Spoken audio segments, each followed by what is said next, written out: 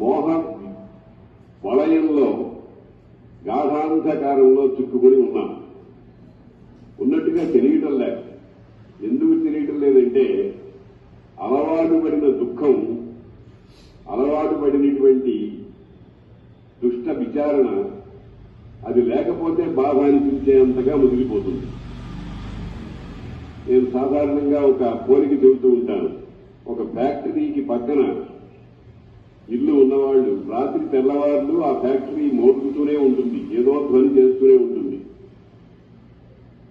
ఎప్పుడైనా ఒక రోజున కరెంటు లేకపోవడం వల్లనో ఏమో ఆ రోజున ఫ్యాక్టరీ పని చేయకపోతే ఆ పక్క ఇంటి వాళ్ళకి నిద్రపట్టదు.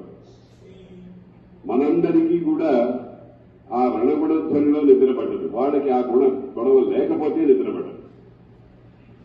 అటువంటి స్థితిలో మనం ఉన్నాం.